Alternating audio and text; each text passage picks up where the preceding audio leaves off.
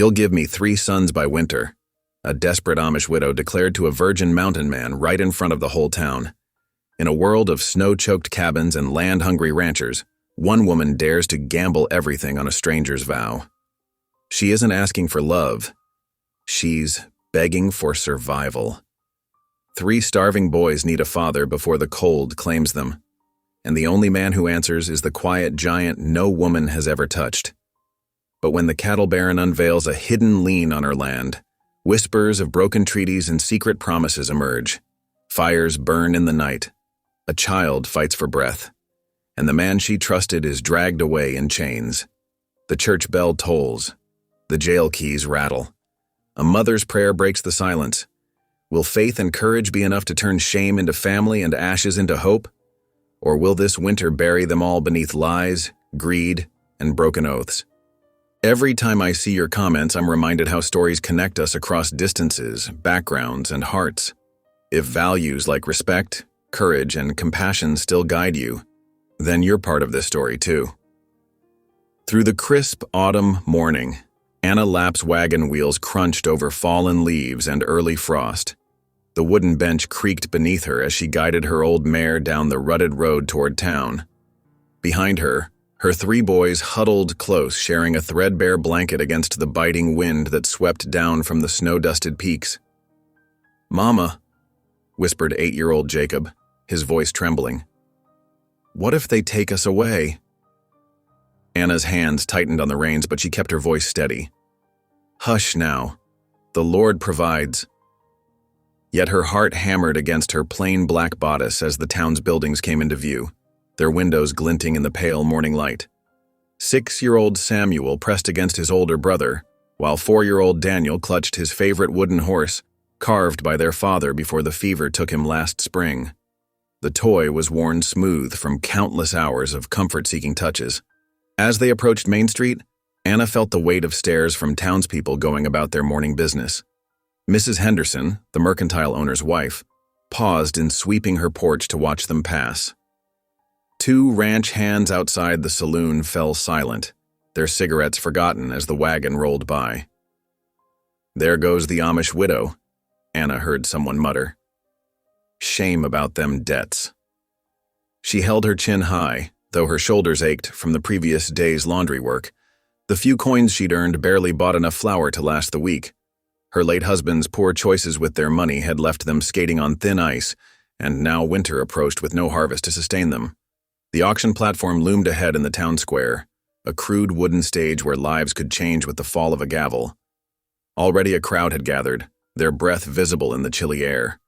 Anna's stomach clenched as she spotted Maxwell Reed, the cattle baron, his expensive coat and polished boots marking him as different from the working folk around him. His eyes followed her wagon's approach, calculating and cold as the morning frost. "Remember what I told you," Anna murmured to her sons as she helped them down from the wagon. "Stand tall and quiet, like your father taught you." The boys formed a solemn line behind her, Jacob holding Daniel's small hand. Their clothes were clean but patched, their boots clearly hand-me-downs.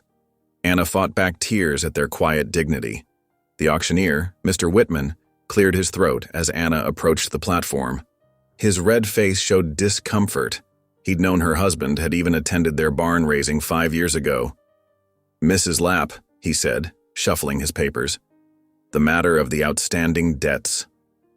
Anna climbed the 3 steps, her plain black dress swishing against the rough wood. The crowd's murmuring grew louder. She could feel Maxwell Reed's presence like a shadow at her back, knew he'd been eyeing her 40 acres since before her husband's passing. $250, Whitman announced, his voice carrying across the square. "Due immediate, with interest accrued." The sum hit Anna like a physical blow. She'd known the amount, had spent sleepless nights trying to find a way around it, but hearing it spoken aloud made it devastatingly real. It might as well have been $2,000. She had less than $5 to her name. Movement at the edge of the crowd caught her eye. A tall figure stood, apart from the others, half hidden in the shadow of the livery stable. Nonoy Hart's massive frame was unmistakable, though he rarely came to town. The mountain man's reputation for strength was matched only by his famous silence and shy ways. Some said he'd never spoken more than 3 words together since his father's death 10 years past. Anna felt something shift inside her chest, a desperate plan taking shape. The town already whispered about her, an Amish widow with 3 boys to feed. Let them whisper more. "Mr. Hart," she called out, her voice carrying clear and strong across the morning air. The crowd parted, heads turning to follow her gaze. Nonoy stepped forward reluctantly, his broad shoulders hunched as if to make himself smaller. His buckskin jacket showed signs of recent patching, his dark beard neatly trimmed despite his solitary ways. When he lifted his eyes to meet hers, Anna saw something there, a loneliness that matched her own.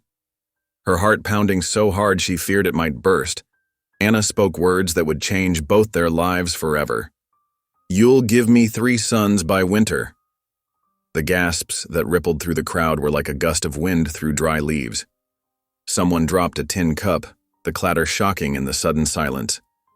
Anna kept her eyes locked on Nonoy's, willing him to understand what she was offering. And asking. The mountain man stood frozen, his face a study in conflicting emotions.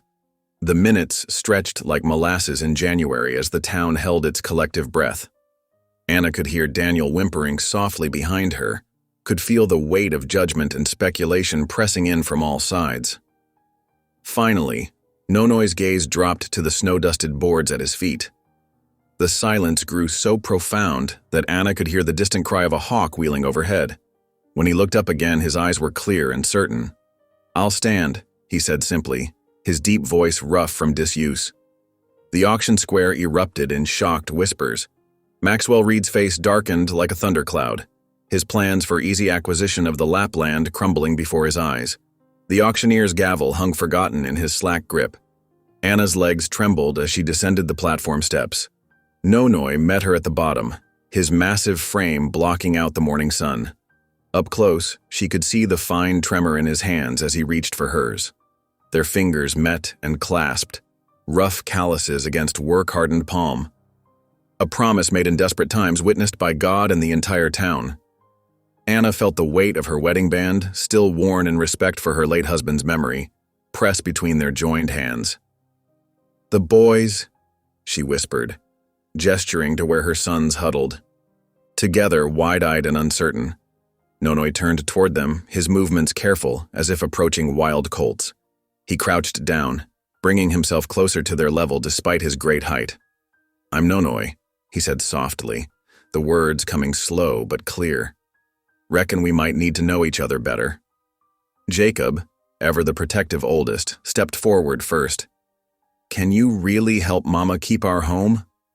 Nonoy nodded solemnly. "Got some savings," he said. "I've been waiting for something worth spending on." Samuel peered around his brother's shoulder, curiosity winning over shyness. "Do you live in the mountains like they say?"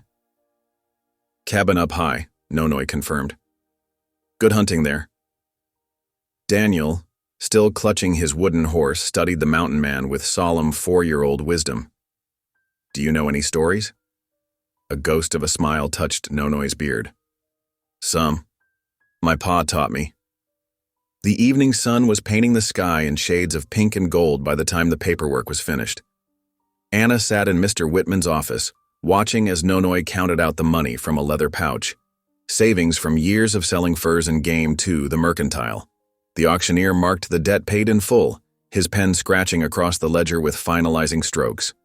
Outside, lamplight began to glow in windows across town. Anna could hear the news spreading like wildfire.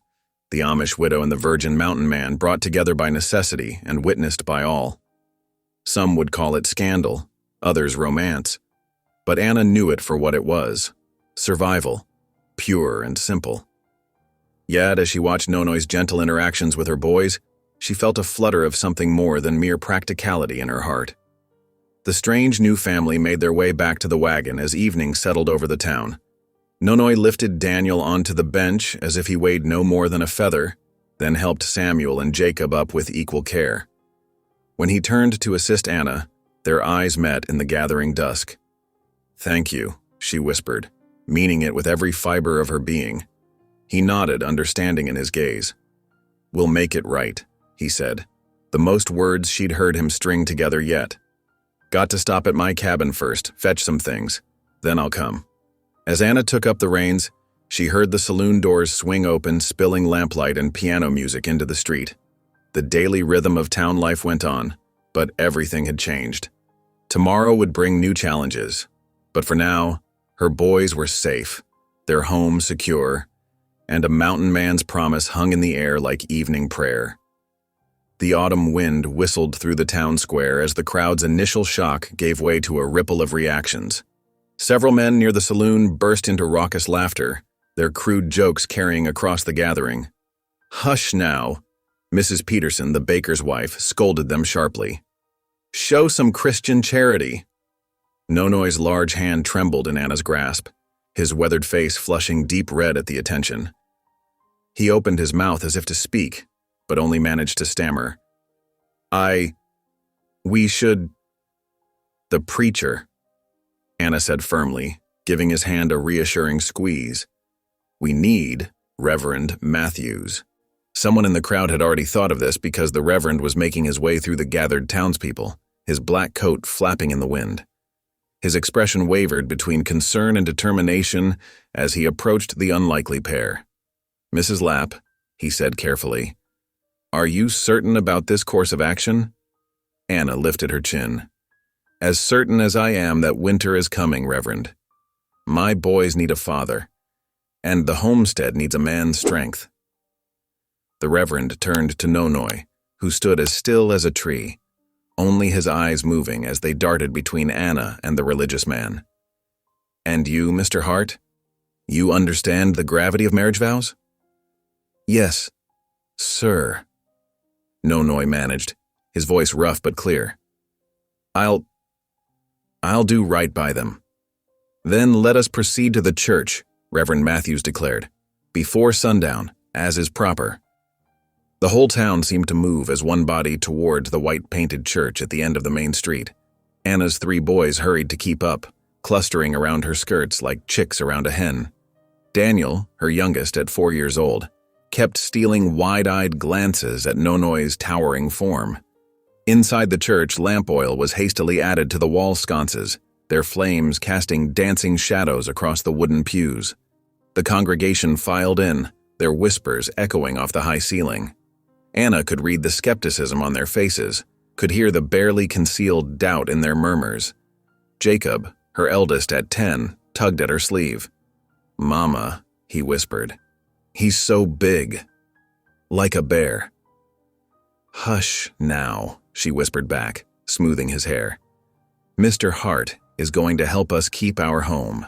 Samuel, her middle son, pressed closer to her other side, his 8-year-old face pinched with worry. "But we don't even know him." "The Lord works in mysterious ways," Anna replied, though her own heart fluttered with uncertainty. Reverend Matthews took his place at the pulpit, his Bible open before him.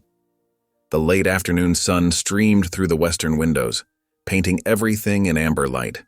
"Dearly beloved," he began, his voice carrying to the far corners of the church, "we are gathered here in the sight of God." Anna found herself studying Nonoy's profile as the Reverend spoke. The mountain man stood straight and tall, his usual stooped posture forgotten in the solemnity of the moment. His clean but worn buckskin jacket seemed out of place among the Sunday clothes of the townspeople, yet there was a dignity in his bearing that transcended mere appearance. When it came time for the vows, Nonoy's voice strengthened, as if the simple act of promising before God gave him courage. "I, Nonoy Hart, take thee." A loud creak from the church door interrupted the ceremony. Maxwell Reed, the cattle baron, strode down the center aisle, his boots echoing on the wooden floor. In his hand, he held a folded document. "Begging your pardon, Reverend," Reed said, though his tone held no trace of apology, "but there's a matter that needs addressing before these vows are completed." Anna's heart seemed to stop in her chest as Reed unfolded the paper with deliberate slowness. "This here's a lien against the Lapp homestead," he announced, his voice carrying clearly through the hushed church. "Signed by the late Mr. Lapp himself, not 3 months before his passing. He borrowed against the property, a considerable sum. As the holder of this debt, I have first claim on that land. Gasps and mutters erupted throughout the congregation. Anna felt the blood drain from her face as she stared at the document in Reed's hands. Her late husband had never mentioned this debt, had never told her he'd risked their home. "That can't be legal," someone whispered.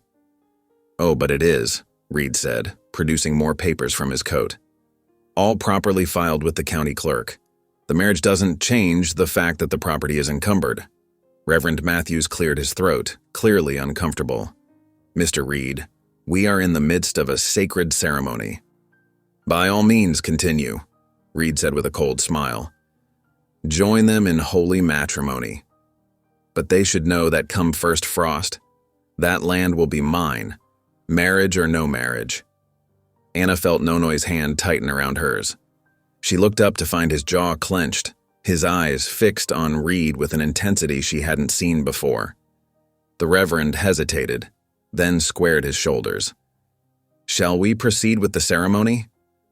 Anna nodded, though her voice shook when she spoke her vows. The words seemed to echo hollowly in the now silent church, all joy stripped from the moment by Reed's revelation. When the Reverend pronounced them man and wife, there was no celebration, only the quiet shuffling of feet as the congregation began to disperse. The ride home in the gathering dusk was silent save for the creaking of the wagon wheels. Daniel had fallen asleep against Anna's shoulder, while Jacob and Samuel huddled together on the wagon bed, whispering too quietly for her to hear. Nonoy rode beside them on his own horse, a dark shape against the darkening sky. Their cabin looked small and vulnerable in the moonlight. Inside, Anna lit the lamps with trembling hands while Nonoy brought in his bedroll and the few possessions he'd brought from town. The boys watched from the corner as the mountain man awkwardly arranged his blanket near the hearth, their eyes wide with uncertainty. "Time for bed," Anna announced, her voice sounding strange in her own ears. The boys climbed the ladder to their loft, but she could hear them whispering long after they should have been asleep. "Mama, what if he's mean, like Tom, Wheeler's stepfather? He's so quiet. Maybe he's simple-minded like old Mr. Peters. What if he can't really help us keep the farm?" Anna sat in her rocking chair, staring into the fire, each whispered doubt striking her heart like a physical blow. Across the room, Nonoy lay still on his blanket, but she could tell by his breathing that he wasn't asleep. The cattle baron's revelation had shattered whatever fragile hope she'd built upon this desperate marriage. The fire crackled and popped, throwing shadows on the wall.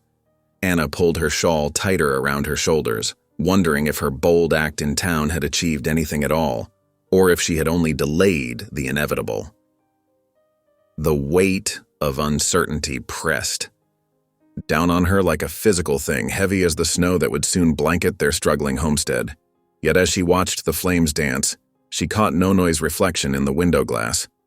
The mountain man's eyes were open, fixed on the ceiling, his massive hands folded across his chest.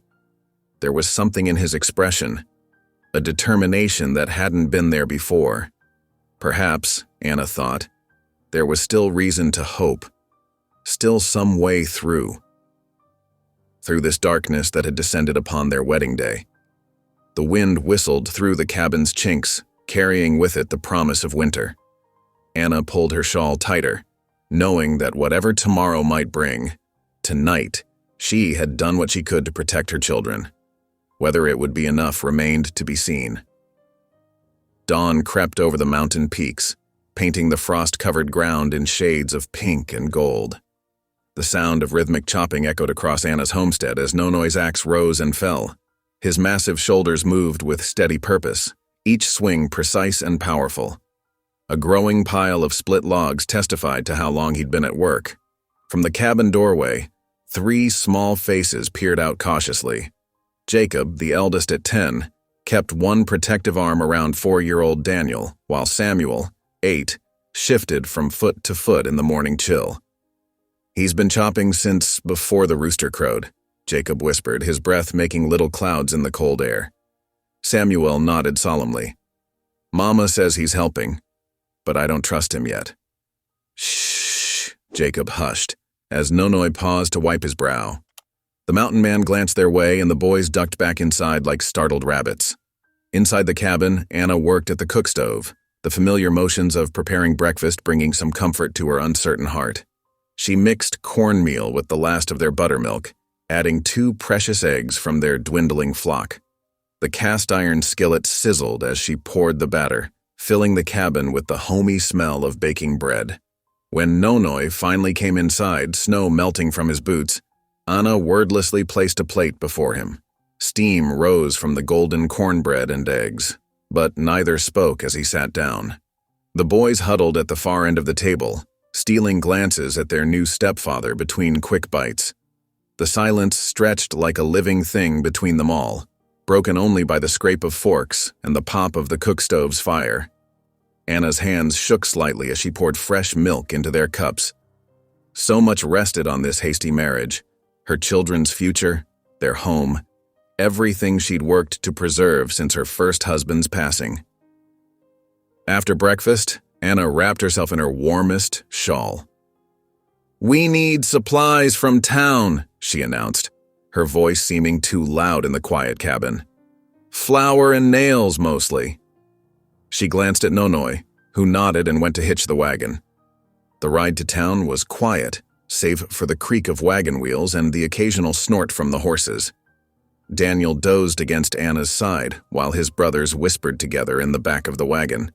The autumn air held the sharp promise of snow, and Anna pulled her shawl tighter. At the general store, Mrs. Henderson's bell tinkled as they entered. The shopkeeper's wife barely concealed her curiosity as Anna selected their supplies: a sack of flour, a pound of nails, some lamp oil. Nonoi stood near the door, his large frame making the store seem smaller, his discomfort with being indoors evident in his rigid posture. The bell chimed again, and an elderly Ute man entered. His weathered face held both dignity and purpose as he made his way directly to Nonoi. Anna recognized him as Gray Elk, known for his wisdom among both his people and the settlers. "Young heart," Gray Elk said quietly, his voice carrying the weight of years. "We must speak." Nonoi's stance shifted subtly, respect evident in how he turned to face the elder fully. The boys pressed closer to Anna, but she held up a hand, sensing the importance of this moment. "Your father made a promise," Gray Elk continued, his English clear but accented. "Our people's hunting trails through that valley, your new wife's land, they must stay open." He gestured toward Anna. "If the cattle baron takes control, both plain folk and Ute will lose what was promised." Nonoi's jaw tightened, a muscle working beneath his skin. His hands, large enough to span a fence post, clenched at his sides. "The agreement was sacred," Gray Elk pressed. "Your father understood this, now you carry this trust." He touched his chest, then gestured to the mountains visible through the store window. The deer runs, the medicine plants, the water rights, all hang in balance. Anna watched as something shifted in Nonoi's expression, a deepening of responsibility, perhaps, or the weight of inheritance settling more firmly on his broad shoulders. He nodded once, saying nothing, but Gray Elk seemed satisfied with this silent acknowledgement. The elder turned to Anna, inclining his head respectfully. "Your people understand the value of land, of keeping faith," he said. "Perhaps the Great Spirit had purpose in bringing these paths together." With that, he left the store as quietly as he'd entered. The ride home felt heavier than the morning's journey. The wagon swayed over the rutted road as the sun began its westward slide. Daniel had fallen asleep again, while his brothers sat uncommonly quiet, perhaps sensing the gravity that had settled over their elders. Anna gathered her courage and broke the silence. "The Ute elder, he sought you for a reason?" Nonoi's hands tightened on the reins. "Old debts," he said after a long moment. "Not just mine." The words seemed pulled from him unwillingly, like roots from hard ground. They were passing the broken section of fence they'd noticed that morning when Nonoi suddenly pulled the wagon to a stop. Without a word, he climbed down and began working on the damaged rail. His huge hands made quick work of the repair, the new nails they'd bought driven home with precise force. The sun was setting as they finally reached the cabin, painting the sky in fierce oranges and purples. Anna ushered her tired boys inside but stopped them before they could scatter to their usual evening tasks. "Thank Mr. Hart for fixing the fence," she instructed firmly. "Good manners don't cost anything." The boys shuffled their feet, looking everywhere but at Nonoy's face. Finally, Jacob spoke for all of them, his voice barely above a whisper. "Thank you, sir, for fixing our fence." Nonoy nodded, his expression softening slightly. "Needed doing," he said simply, then carried their purchases inside. After a simple supper of beans and the leftover cornbread, Anna sat in her rocking chair by the fire, a pile of shirts waiting for her attention. The boys had climbed up to their loft, their whispers growing fainter as sleep claimed them one by one. Nonoy had taken his place on the blanket near the hearth, his large frame somehow making the space seem both smaller and safer. As Anna's needle flashed in the lamplight, her thoughts turned to Grey Elk's words. The land dispute was larger than just her family's struggle now. The hunting trails, the water rights, the promises made before she'd even arrived in this valley. All of it woven together like the threads in her mending. She stole a glance at Nonoy's profile in the flickering light. He sat with his back against the wall, whittling what looked like a toy horse, each knife stroke careful and deliberate. The wood shavings fell unheeded onto his blanket, as his big hands shaped something her boys might one day treasure. The lamp oil burned lower, shadows deepening in the cabin's corners. Outside, a coyote called to its mate, the sound carrying clearly in the crisp night air. Anna's needle continued its steady path through worn fabric, each stitch a small act of faith in tomorrow. Each careful repair a gesture toward a future she could only pray they'd be allowed to keep. The pale winter sun had barely crested the mountain peaks when Nonoy rose from his blanket by the hearth. His movements were quiet as he gathered his hunting gear, but the creak of floorboards drew 3 pairs of curious eyes peering down from the loft. "Can we come?" Jacob whispered, followed by eager nods from his brothers. Anna emerged from her bedroom, wrapping her shawl tight. "It is too cold," she protested, her breath visible in the chilly air. "And dangerous besides." Nonoy paused in checking his rifle, his large hands steady on the weapon. "We'll teach them proper," he said softly. "Keep them close." The boys scrambled down the ladder, practically tumbling over each other in their haste to pull on boots and coats. Anna pressed her lips together, worry creasing her brow, but something in Nonoy's steady gaze made her relent. "You mind every word Mr. Hart says," she instructed firmly, helping button Daniel's coat. "No wandering off, no foolishness." The morning air bit sharp as they stepped outside, frost crunching under their boots. A thin layer of fresh snow had fallen overnight, perfect for tracking. Nonoy led them toward the tree line, his long strides shortened to accommodate the boys' shorter legs. At the edge of the woods, he knelt in the snow, motioning the boys closer. His finger traced a delicate impression in the white powder, the heart-shaped mark of a deer's hoof. "See here," he murmured, his voice barely above a whisper. "Which way?" She went. The boys crowded around, their breath making little clouds in the cold air. Daniel, the youngest at 7, pointed hesitantly to where the tracks led deeper into the trees. Nonoy nodded, approval warming his usually stoic features. "Good eye, little one." They followed the trail slowly, Nonoy teaching them to move quietly through the underbrush. When Matthew stepped on a twig with a sharp crack, the mountain man didn't scold. Instead, he showed them how to place their feet, rolling from heel to toe like the Indians did. The sun climbed higher as they tracked, but no deer presented itself. The boys' disappointment was evident until Nonoy spotted rabbit tracks crossing their path. He lifted a finger to his lips, then showed them how to follow the smaller prints.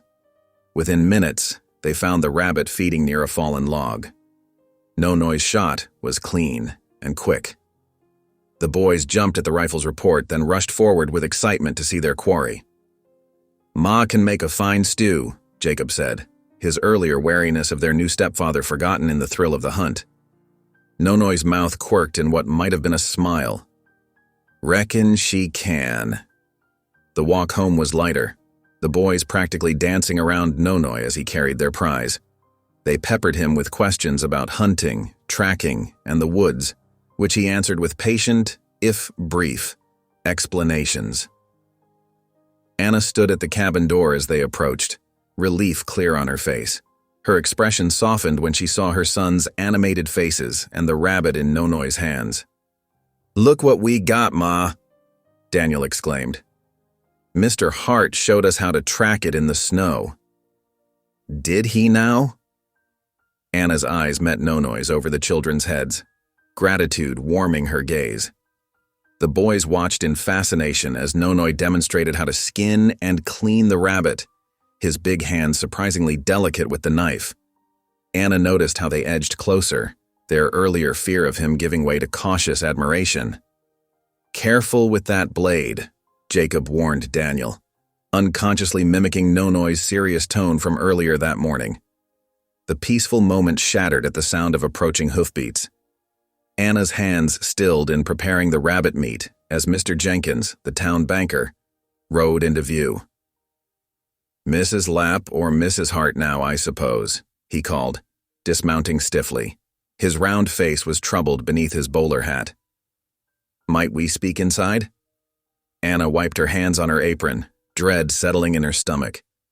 "Boys, finish helping a Mr. Hart with the rabbit." Inside the cabin, Mr. Jenkins removed his hat, turning it nervously in his hands. "I wish I brought better news," he began, not meeting her eyes. "But Mr. Boone is insisting on full payment of the note before Christmas." "Christmas?" Anna sank into a chair. "But that is barely 6 weeks away. The original terms gave us until spring." Jenkins shifted uncomfortably. "He holds the lien, Mrs. Hart. Legally, he can call in the debt whenever he chooses." He placed a formal-looking document on the table. "I'm required to give you written notice of foreclosure proceedings." Anna stared at the paper, her vision blurring. "How much?" she whispered. $300. Jenkins spoke softly as if the lower volume might soften the blow. "Plus $50 in fees. The amount might as well have been $3,000. Anna pressed her hands flat against the table to stop their trembling. "And if we cannot pay? Then the property reverts to Mr. Boone on December 26th. Jenkins replaced his hat, clearly eager to leave. "I am truly sorry, Mrs. Hart. If there was any way to delay—" "But there isn't." Anna finished for him, her voice hollow. "Thank you for coming all this way to tell us." She sat motionless at the table long after Jenkins had gone, staring at the notice until the words swam before her eyes. The sound of her boys laughing outside with Nonoy only twisted the knife deeper. The cabin door opened, bringing a blast of cold air and the smell of wood smoke. Nonoy ducked his tall frame through the doorway, followed by the boys proudly carrying pieces of the cleaned rabbit. "Ma, look," we helped. Daniel's voice trailed off as he saw her face. Anna tried to smile, to hide her devastation, but the tears spilled over despite her best efforts. "Take the meat to the spring house to keep cool," she managed to say. "Then wash up proper." The boys hesitated, but a gentle nudge from Nonoy sent them scurrying outside. He remained standing by the door, his presence solid and waiting. $350, Anna whispered, her voice breaking. "By Christmas. It might as well be 3,000. She pressed her hands to her face, shoulders shaking. "What will become of my children? Where will we go? The community is 3 days' travel by wagon, and winter coming on." The scrape of a chair made her look up. Nonoy had settled beside her, his large hand covering both of hers where they clutched the foreclosure notice. He didn't speak, but his touch anchored her, lending strength even in silence. Evening settled over the cabin like a heavy blanket. The rabbit stew bubbled in the pot, filling the air with savory smells. but Anna could barely eat. She watched her sons devour their portions, their earlier excitement about the hunting trip still brightening their faces despite her own heavy heart. After the dishes were cleared, they gathered for evening prayer as always. Anna's voice trembled slightly as she read from the Bible, but she pressed on, drawing comfort from the familiar words. "Time for bed," she announced when the reading was done. The boys climbed the ladder to their loft, their usual protests absent tonight, as if they sensed her fragile state. Anna was about to blow out the lamp when she heard Daniel's small voice floating down from above. Maybe he is dead. The Deutsch word for father, not used since her first husband's death, pierced straight to Anna's heart. She glanced at Nonoi, but his eyes were closed, head bowed in his own silent prayer. Standing in the shadows, Anna closed her eyes too, tears slipping down her cheeks. Yet these were different tears than before. Gratitude mingled with her fear now. Her boys were beginning to trust again, to hope again. But was this God's true deliverance, or merely a brief respite before harder times? The lamp flame flickered, casting dancing shadows on the cabin walls. Outside, snow began to fall again, each flake bringing Christmas and their deadline closer. Anna touched the spot over her heart where Daniel's words had landed, clinging to that moment of grace even as uncertainty stretched before them like the long winter ahead. The morning dawned gray and heavy with the promise of snow. Anna stood at the cabin door, studying the weathered roof with concern. Patches of worn shingles would need mending before winter's full fury arrived. "Best fix it today," Nonoi said quietly beside her, making her start. For such a large man, he moved with surprising silence. Anna nodded, grateful he'd noticed without her having to ask. "We have spare shingles in the barn. Jacob, Daniel, Samuel," Nonoi called to the boys who were feeding the chickens. "Need your help." They came running, eager to be useful. Anna watched as Nonoi patiently showed them how to carry the wooden shingles without dropping them, making a game of it. Samuel, her youngest at 6, puffed with pride as he managed 2 at a time. The first snowflakes began drifting down as they worked. Anna climbed the ladder carefully, her skirts tucked up practically, passing tools to Nonoi as he replaced the worn shingles. The boys formed a line below, ferrying supplies up and down with growing efficiency. "Like a barn raising," Anna commented, remembering similar scenes from her childhood in the community. Her voice carried a touch of homesickness. Nonoi grunted in agreement, focused on his task. His large hands moved surely, driving nails with precise strikes. The steady rhythm of his hammer filled the cold air. Near midday, as the snow fell thicker, Nonoi shifted his weight to reach a difficult spot. His boot slipped on the slick wood. Anna's heart leaped to her throat as she instinctively grabbed his arm, steadying him. Their eyes met in surprise at the contact. Then, unexpectedly, Nonoi's mouth twitched. A small chuckle escaped Anna's lips before she could stop it. The sound seemed to startle them both, and suddenly they were laughing together. The shared moment of fear dissolved into relief. "Ma's laughing," Samuel called from below, his voice full of wonder. This only made Anna laugh harder, remembering how long it had been since she'd done so. Even Nonoi's shoulders shook with quiet mirth. The boys joined in, their high voices carrying across the yard. They finished the roof just as dusk approached, the new shingles a patchwork of protection against the growing storm. Anna's arms ached from the work, but satisfaction warmed her as she surveyed their accomplishment. That evening, after a simple supper of bread and stew, Anna reached for the family Bible. The lamplight cast a gentle glow as she opened to the Book of Ruth, one of her favorites. The boys settled into their usual spots on the floor, while Nonoi sat slightly apart in the chair he'd mended that morning. "And Ruth said," Anna read clearly, "Entreat me not to leave thee, or to return from following after thee. For whither thou goest, I will go, and where thou lodgest, I will lodge. Thy people shall be my people, and thy God my God." As she read, Anna noticed Nonoi leaning forward slightly, his face transformed by the intensity of his attention. The firelight caught the reverence in his expression, and she found herself pausing slightly longer between verses, allowing the ancient words to settle in the quiet room. The next morning broke clear and cold. Anna wrapped the boys in their warmest clothes for the wagon ride to town.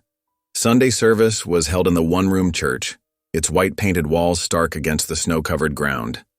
As they entered, Anna felt the familiar weight of stairs. Whispers followed their progress to a pew near the back. "The widow and the mountain man," someone murmured. Strange match indeed. Anna lifted her chin, focusing on the cross hanging at the front of the church. Beside her, Nonoi sat perfectly still, his large frame somehow managing to look both out of place and immovable. The boys huddled between them, Daniel clutching his mother's hand.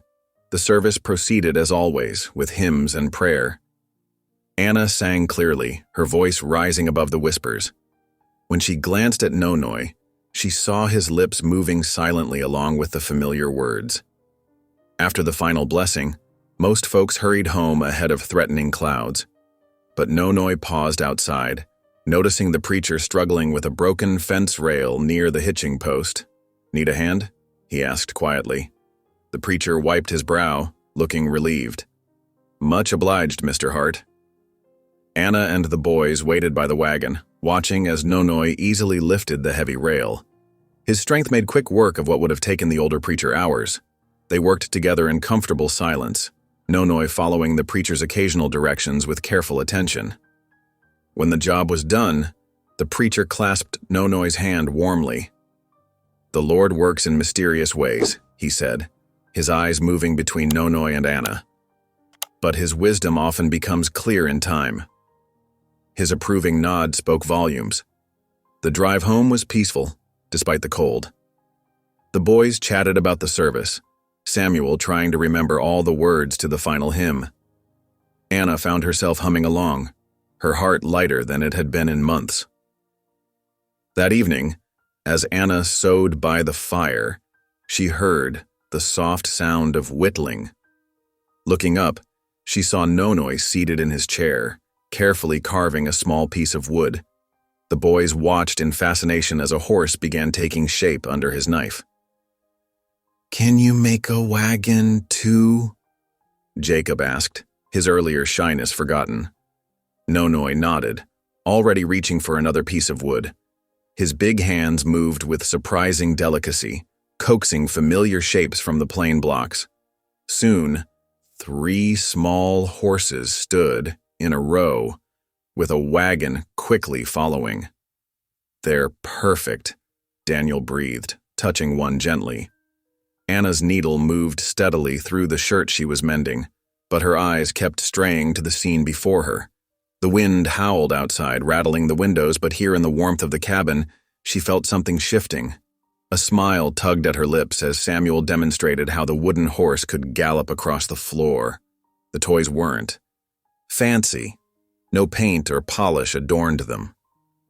But they were sturdy and true, like the hands that made them. Anna watched Nonoi carefully smooth rough edges with his knife, ensuring no splinter would harm small fingers. A particularly fierce gust shook the cabin, but the new shingles held firm. Anna touched the mended shirt in her lap, remembering their shared laughter on the roof. The bitter wind seemed less threatening now, its fury blunted by the simple strength of working hands and shared purpose. Samuel yawned widely, prompting Anna to set aside her sewing. "Bedtime," she announced, rising to help the boys up the ladder to their loft. They clutched their new toys, unwilling to be parted from them even in sleep. As she tucked them in, Samuel whispered, "Mama, did you see how fast Mr. Hart made my horse?" "I did," she whispered back, smoothing his hair. "Now sleep tight." Descending the ladder, Anna paused. Nonoi sat in his chair by the fire, still whittling quietly. Shavings curled around his boots like pale ribbons. Without looking up, he seemed to sense her watching and shifted slightly, making room by the hearth. Dawn painted the Colorado sky in streaks of pink and gold as Nonoi stood in the yard, demonstrating the proper stance for splitting logs. His massive hands wrapped around the axe handle, while 3 sets of young eyes watched intently. "Like this," he said softly, positioning his feet. The axe rose and fell in one smooth motion, and the log split cleanly down the middle. The sharp crack echoed across the frost-covered yard. Samuel, the eldest at 12, stepped forward eagerly. "Let me try, Mr. Hart." Nonoi handed him the axe, adjusting the boy's grip carefully. "Keep your feet apart," he instructed. "Makes you steady." From the cabin doorway, Anna watched while kneading bread dough. Samuel's first swing went wild, but Nonoi's steady hand guided him until the log split. The boy's face glowed with pride. Jacob, 10 years old, managed his turn with similar success after some coaching. But Danielle, the youngest at 8, crossed his arms and shook his head when Nonoi offered him the axe. "Don't want to," Daniel muttered, kicking at the frozen ground. "Can't do it anyway." Instead of scolding or forcing him, Nonoi simply sat down on a stump, making himself eye level with the boy. "Took me many tries when I was your age," he said quietly. "My pa waited till I was ready." Daniel glanced up, surprise flickering across his face. "Really?" Nonoi nodded. "Sometimes waiting makes you stronger." They sat in silence for a few moments, watching Samuel and Jacob take turns with smaller logs. Finally, Daniel uncrossed his arms. Maybe I could try one small one?" "Reckon that would be fine," Nonoi said, his voice warm with approval. He found the smallest log in the pile and positioned it carefully. Daniel's first few attempts barely scratched the wood, but Nonoi stayed beside him, offering quiet suggestions about angle and grip. When the log finally split, Daniel's whoop of joy brought Anna to the door again. She watched her youngest son beam up at Nonoi, who offered a small smile in return. By mid-morning, Anna had packed her butter and eggs for the trip to town. The wooden crate sat carefully in the back of the wagon, each item wrapped in clean cloth to protect against the jolting ride. "Mind the boys?" she asked Nonoi, who nodded. He was already showing them how to stack the split wood properly against the cabin wall. The drive to town was peaceful, though the wind carried a sharp bite of coming snow. Anna drew her shawl tighter, thinking of the repairs still needed before winter settled in fully. The butter and eggs would help. Mrs. Miller at the general store always traded fair, offering needed supplies in exchange. The town seemed quiet as Anna pulled up to the hitching post. She lifted her crate carefully, nodding to the few folks about their business. But as she reached for the store's door, a shadow fell across her path. Mrs. Lapp. Cattleman Silas Boone's voice dripped with false courtesy. "Or is it Mrs. Hart now?" Anna straightened her shoulders, though her heart hammered. "I have business inside, Mr. Boone." He stepped closer, blocking her way. "Business won't matter much come Christmas when that note comes due. Your mountain man can't protect you from the law. The law protects honest folk," Anna said firmly, though her voice wavered slightly. Boone's laugh held no warmth. "Money makes the law, widow. And I've got more than enough to break any barrier you put up." His eyes narrowed. "That land will be mine. Best start planning where you'll go when it happens." Anna pushed past him into the store, but his words followed like ice down her spine. Mrs. Miller's cheerful greeting barely penetrated the fog of worry his threat had created. The trading went well enough. Fresh butter and eggs were always in demand. Anna left with badly needed flour, sugar, and lamp oil. But Boone's words echoed in her mind during the long drive home, making the familiar road seem darker despite the afternoon sun. The sound of singing drew her attention as she approached the cabin. Deep and rough, but surprisingly gentle, Nonoi's voice carried the simple tune of Amazing Grace. The boys' higher voices joined in, not quite in harmony, but full of enthusiasm. Anna pulled the wagon to a stop, not wanting to interrupt the moment. Through the cabin window, she could see them gathered near the fire, Nonoi pointing to words in what must be her family Bible. Daniel sat closest to him, mouth moving carefully to form each word. When she finally entered, carrying her traded goods, Samuel rushed to wonder and help. Mr. Hart's been teaching us the hymns, Ma. He knows all the verses. That so? Anna smiled, though her heart still felt heavy from the encounter in town. She began putting away the supplies, watching as Nonoi helped the boys sound out the harder words in the next verse. Supper that evening was simple, beans with salt pork and the last of yesterday's bread. But the boys chattered excitedly about their day, demonstrating their progress with the hymn between bites. Anna tried to focus on their joy, on the way Nonoi's patient teaching had drawn even shy Daniel out of his shell. Yet Boone's threat lingered like smoke, tainting the peaceful scene. How could they? Fight a man with so much money and influence. The payment deadline loomed closer each day, and their small trades and labors barely kept food on the table. After the boys climbed up to their loft for the night, Anna sat by the fire, lost in troubled thoughts. She remembered her late husband's angry words, his harsh handling of the boys, the debts he'd hidden until his death revealed them all. The contrast with Nonoi's quiet strength and gentle ways made her throat tight with gratitude. The fire had burned low when Nonoi rose to add another log. Outside, snow began falling in earnest, thick flakes visible through the window glass. The wind moaned around the cabin's corners, testing the walls and roof. "Cabin will hold," Nonoi said softly, as if reading her thoughts. Anna looked up at him, this giant of a man who moved so carefully in their small space. Did he mean just the physical shelter? Or was he promising something more? Protection for her little family against all the forces gathering against them.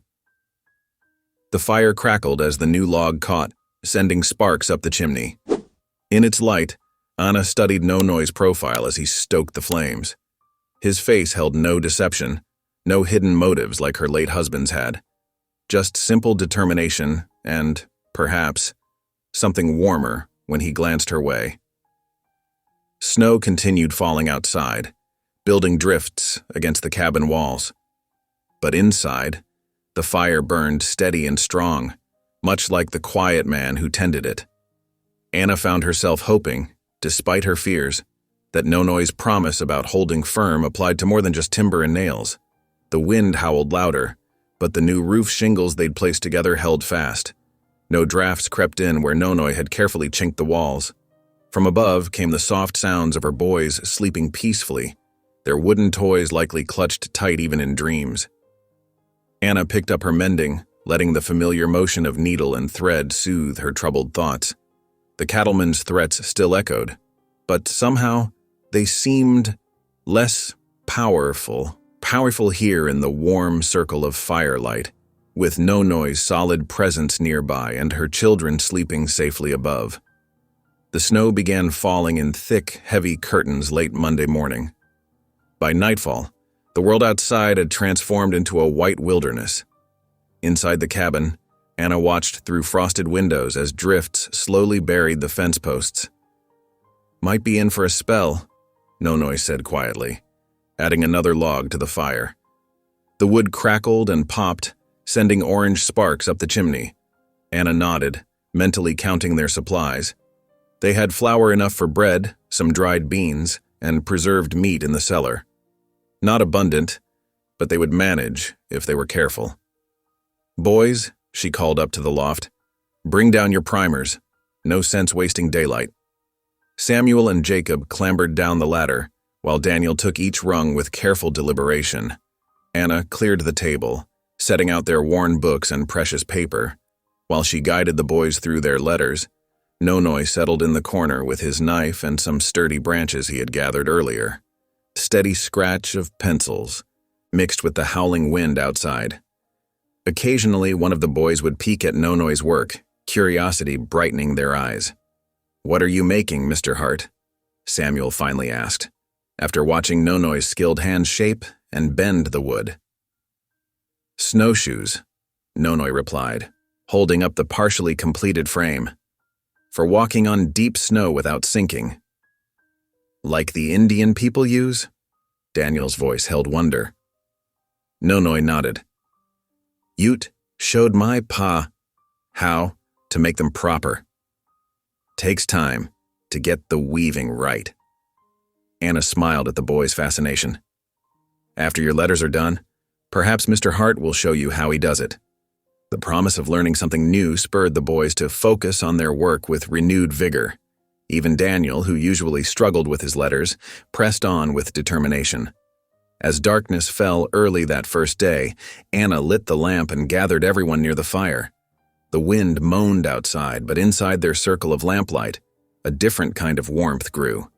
Nonoy's deep voice rumbled as he told tales of his father's adventures in the mountains, of tracking elk through deep snow, and finding shelter in unexpected places.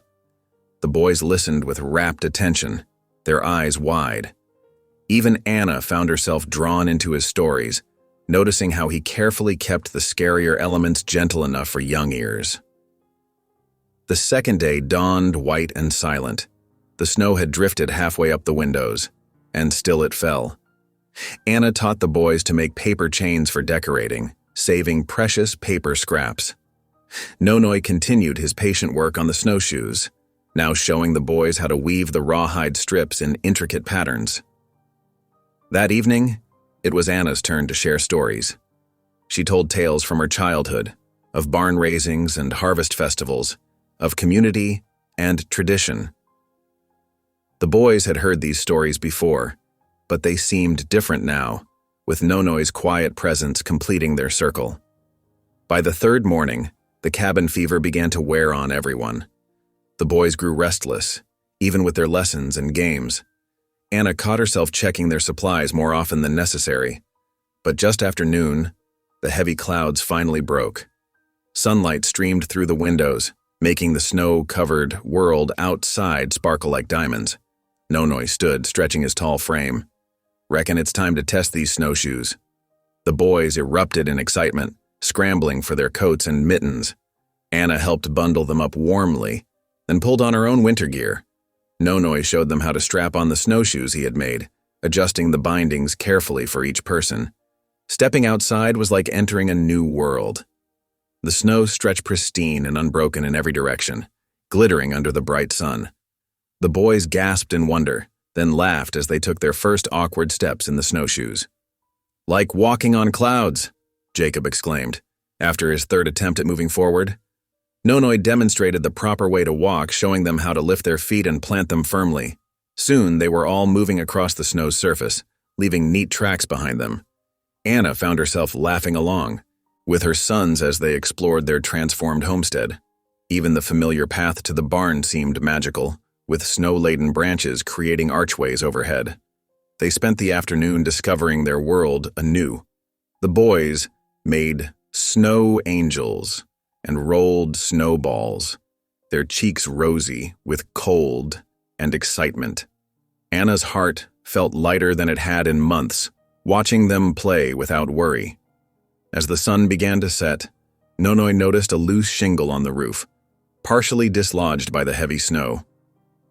"Best fix that before dark," he said, already reaching for the ladder. "I'll help," Anna offered, following him up. The stars were just beginning to appear in the darkening sky, twinkling like ice crystals. They worked together in comfortable silence, their breath forming small clouds in the cold air. Anna handed Nonoy the nails as he secured the loose shingle. The view from the roof was breathtaking. Endless white plains stretching to the mountains painted pink and purple by the setting sun. As Anna shifted to reach another nail, her foot slipped on the icy roof. Her heart leaped into her throat as she began to slide, but Nonoy's strong arm caught her waist, pulling her securely against him. Time seemed to stop. Anna found herself looking up into his face, so close she could see the concern in his eyes slowly change to something warmer. The stars wheeled overhead as Nonoy bent down, hesitated for just a moment, then pressed his lips gently to hers. The kiss was brief and tender, like a question waiting for an answer. Anna felt warmth bloom in her chest despite the cold air.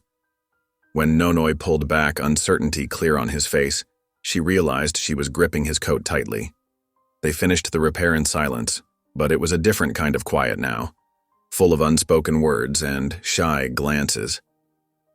When they climbed down the ladder, Anna's cheeks were flushed from more than just the cold. Inside, the boys were waiting by the fire, warming their hands. They took one look at their mother's pink face and started giggling behind their fingers. "Ma's blushing," Samuel whispered loudly to Jacob, who elbowed him quiet. Anna busied herself with supper preparations, her hands trembling slightly as she worked. Nonoi moved about the cabin with his usual quiet efficiency, but she noticed his eyes following her more often than before. When bedtime came, the boys climbed the ladder to their loft, tired from their day in the snow. Nonoi followed to help tuck them in, as had become their routine. As he pulled the blanket up to Daniel's chin, the youngest boy looked up at him with sleepy eyes. "Good night, Dad," he murmured, then drifted off to sleep. Anna, standing at the bottom of the ladder, saw Nonoi's hands tremble as he smoothed Daniel's hair. He remained there for a long moment, just watching the boys sleep before climbing back down. Later, lying in her own bed, Anna stared into the darkness. The kiss on the roof played over in her mind along with Daniel's simple word, "Dad."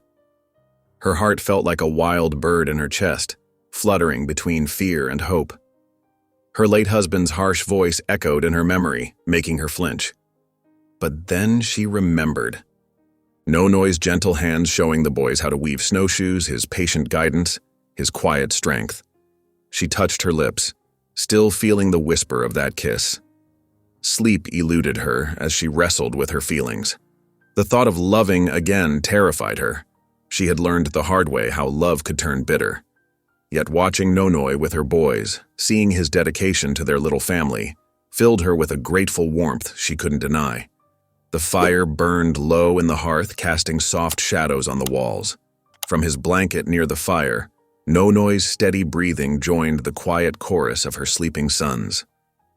Anna lay awake for a long time, her heart torn between protecting itself from more pain and opening to the possibility of joy. Outside, the stars continued their slow dance across the winter sky, watching over the sleeping homestead and the woman who lay wondering if she dared to trust in love once more. The morning before Christmas dawned clear and crisp, with fresh snow blanketing the Colorado Valley. Inside the cabin, Anna watched her breath form tiny clouds as she kindled the morning fire. The boys still slept soundly in the loft above, their quiet breathing mixing with Nonoi's deeper rhythms from his blanket near the hearth. Anna smiled as she remembered their excited chatter the night before about decorating for Christmas. Though their means were modest, she was determined to make this holiday special. It would be their first Christmas as a family, strange and new as that still felt. As the fire caught and began to warm the cabin, the boys stirred above. Soon their eager feet were scrambling down the ladder, already talking about the pine boughs they would gather. "Can we get the biggest branches?" Jacob asked, his eyes bright. "As big as you can carry," Anna promised, ladling out hot porridge for breakfast. Nonoi rose and pulled on his heavy coat. "I know where the best pines grow," he said quietly. "We'll go after breakfast." The boys could hardly sit still to eat, but Anna insisted they finish their portions. As soon as the bowls were empty, they rushed to bundle up in coats, scarves, and mittens. The morning sun sparkled on the snow as they made their way into the nearby woods. Nonoi led them to a grove of tall pines, their branches laden with snow. The boys darted between the trees, pointing out the fullest boughs while Nonoi carefully cut what they needed. Anna watched her sons' faces glow with excitement as they helped carry the fragrant branches back to the cabin. Inside, they worked together to arrange the greenery along the mantelpiece and window frames. The fresh pine scent filled the small space, bringing the forest indoors. While Anna helped the boys weave smaller branches into wreaths, Nonoi sat at the table with his carving tools. His large hands moved with surprising delicacy as he worked on a piece of pine wood.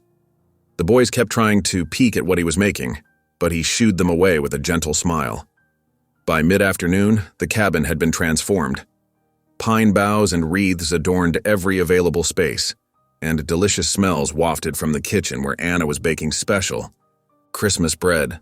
The boys had strung their paper chains across the ceiling, adding spots of color to the greenery. Finally, Nonoi stood and moved to the fireplace. In his hands he held a beautifully carved wooden star, its points graceful and smooth. The boys gathered around, admiring the careful details he had carved into each ray. "For above the hearth," he said simply, reaching up to place it carefully on the mantel. Anna felt tears prick her eyes as she watched. The star seemed to capture everything they had become, not perfect or fancy, but crafted with care and love. As dusk approached, they prepared for the Christmas Eve service. Anna helped the boys into their best clothes while Nonoi hitched the horses to the wagon. The temperature had dropped, and their breath formed white clouds in the early evening air as they climbed aboard. The little church glowed with lamplight as they approached, its windows warm and welcoming against the darkness. Other wagons and horses were already gathered outside. Anna felt the familiar flutter of nervousness as they stepped down from their wagon, aware of the curious glances from arriving townspeople. Inside, the one-room church was filled with the buzz of conversation and the rustle of Sunday best clothes. Anna noticed several Ute families seated quietly near the back, including Gray Elk and his wife. The old man nodded gravely to Nonoi as they passed. They found seats near the middle, and Anna was surprised when several neighbors smiled and nodded in greeting. Mrs. Peterson, the baker's wife, even reached over to pat her hand warmly. The service began with familiar carols. When it came time for Silent Night, the preacher asked Anna to lead. She hesitated for a moment, then stood, her clear voice rising pure and strong in the small space. On the second verse, she heard Nonoi's deep bass join in, harmonizing perfectly with her melody. The boys added their sweet young voices, and soon the whole church was filled with song. Anna felt something shift in the room as they sang together, Amish, settlers, and Ute all joining in the ancient carol. The usual barriers seemed to melt away in the shared music and candlelight. After the service, people lingered outside despite the cold. Anna watched in wonder as neighbors who normally hurried past each other stopped to talk and shake hands. Gray Elk's wife offered her dried berries, while Mrs. Peterson promised to save some Christmas cookies for the boys. Nonoi stood slightly apart, as was his habit, but Anna noticed several men approach him to discuss hunting and the weather. He answered their questions quietly, but seemed more at ease than usual. The moon was high and bright as they drove home, making the snow-covered landscape glow silver. The boys huddled under blankets in the back of the wagon, tired but happy. Anna sat close to Nonoi on the seat, grateful for his warmth. "Thank you," she said softly, her voice barely carrying over the crunch of wagon wheels in snow. "For what?" he asked, glancing down at her. "For giving my boys joy again?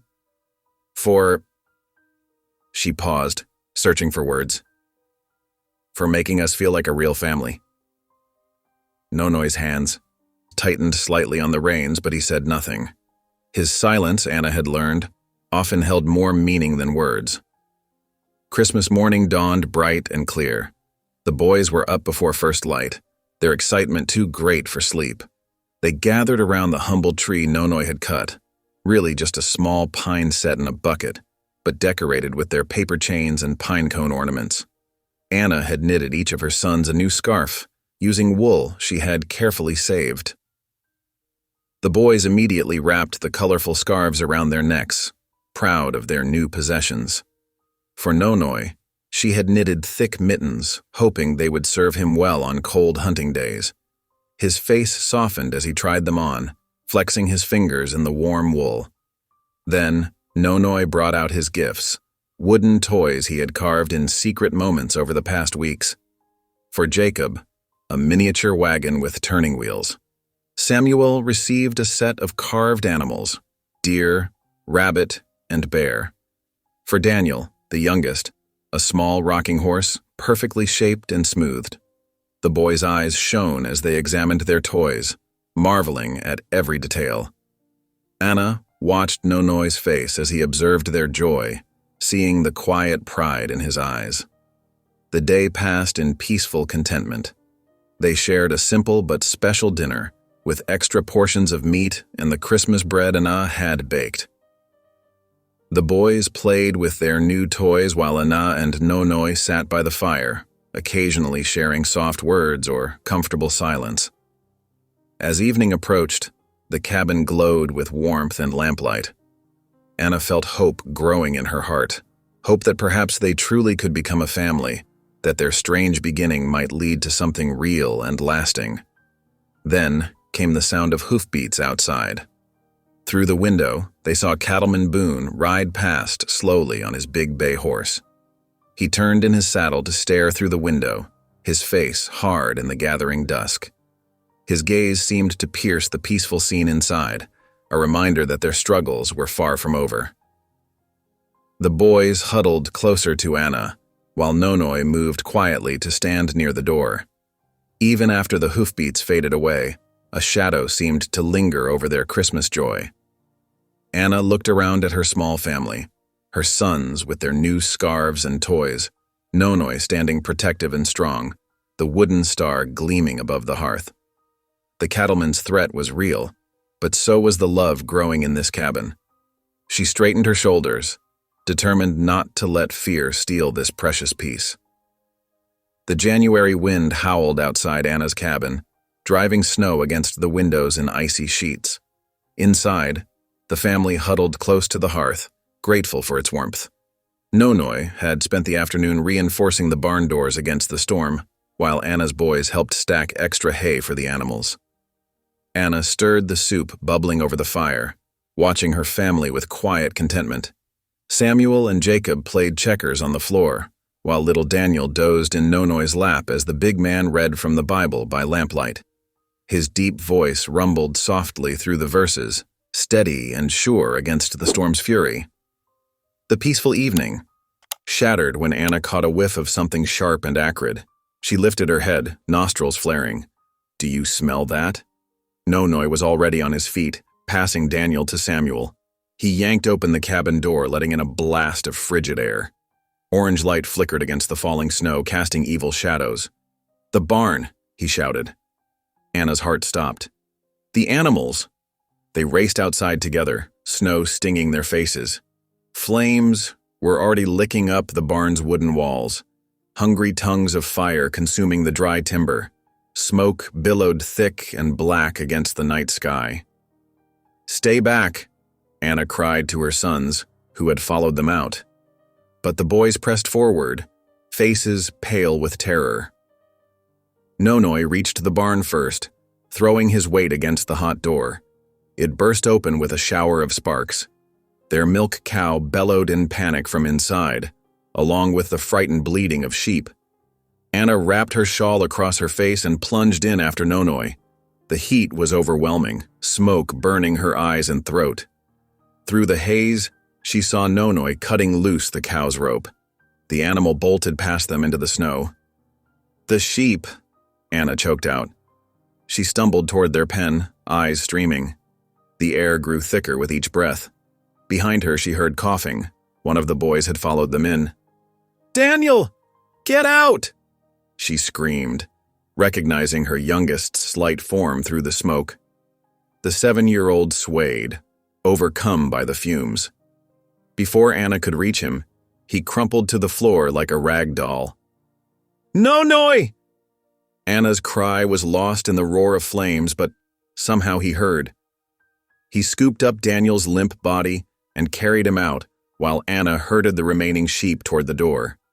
By the time she stumbled outside, her lungs felt like they were filled with fire. Samuel and Jacob helped guide the frightened sheep away from the burning building. Nonoi had carried Daniel into the cabin and returned to help salvage what they could. But it was too late. The flames had taken hold of the roof.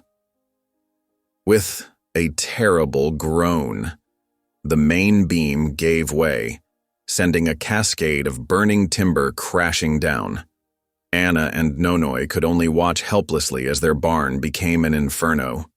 Through the driving snow, Ana caught movement at the edge of their property. 3 riders on horseback melted into the darkness.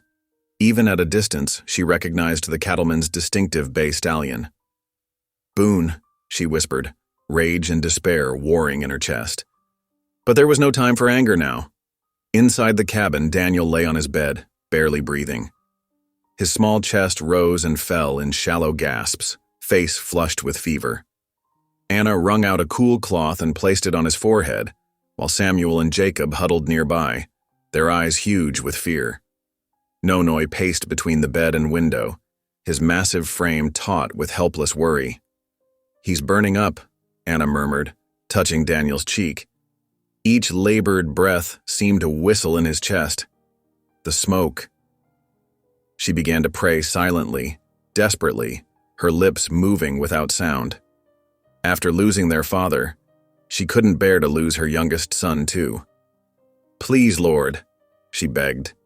"Please, spare him." The night crawled by with agonizing slowness.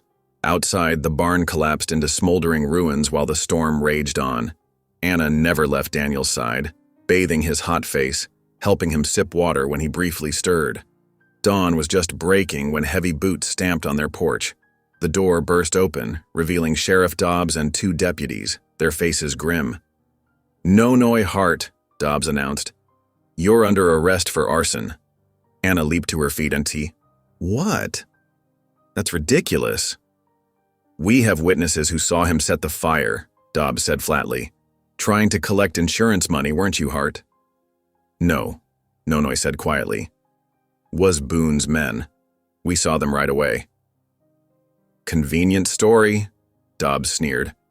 "But Mr. Boone and 2 respected ranchers were playing cards in town all evening. Plenty of witnesses." The deputies moved forward with iron shackles. Nonoi could have easily overpowered them both, but he stood still, allowing them to chain his wrists. "You can't take him," Anna cried. "My son is sick. We need him here." "Should have thought of that before he tried to burn down your barn," Dobbs said. "Insurance fraud's a serious crime, ma'am." Samuel and Jacob clung to Anna's skirts, crying as the deputies led Nonoi away. He looked back once, his eyes meeting Anna's with quiet anguish.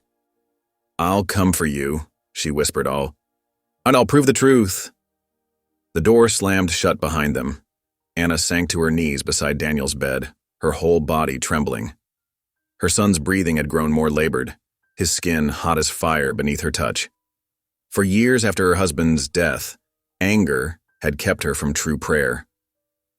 She'd gone through the motions, said the words, but her heart had been closed.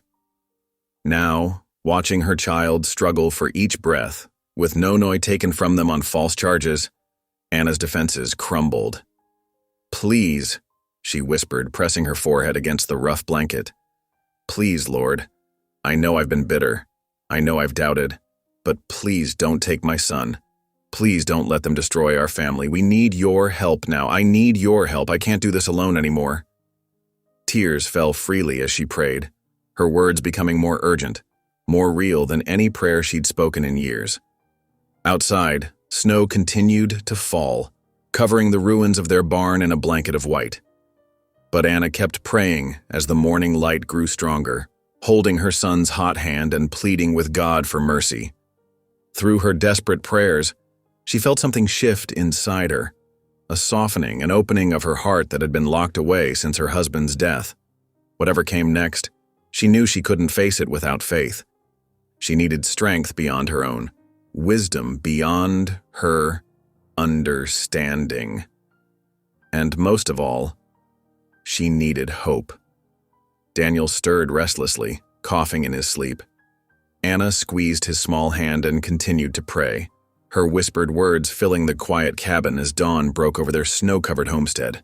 The jail cell was bitter cold. Frost crept up the iron bars like delicate lace, beautiful but cruel. Nonoi sat on the thin wooden bench, his massive frame hunched against the chill. His breath came out in white clouds as he stared at the rough stone floor. Footsteps echoed down the corridor. The town preacher, Reverend Mills, approached, carrying a steaming cup of coffee. His weathered face was creased with concern as he passed the drink through the bars. "Thank you," Nonoi said quietly, wrapping his large hands around the warm cup. The preacher settled onto a stool outside the cell. "How are you holding up, son?" Nonoi took a slow sip before answering. Not the cold that troubles me. It's... He trailed off, struggling to find words. Your family? Reverend Mills prompted gently.